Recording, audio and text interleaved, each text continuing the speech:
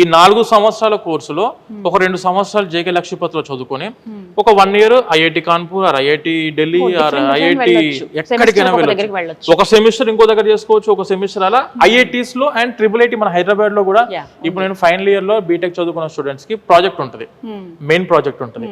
ఆ టైంలో IIT Delhi or IIIT Hyderabad ఆ టైప్ ఆఫ్ క్యాంపసెస్ మనం చూస్ చేసుకుంటే వాళ్ళకి ఇచ్చే ట్రాన్స్క్రిప్ట్స్ ఉంటాయి మేడం. ఇదంతా క్రెడిట్ ట్రాన్స్ఫర్ సిస్టమ్.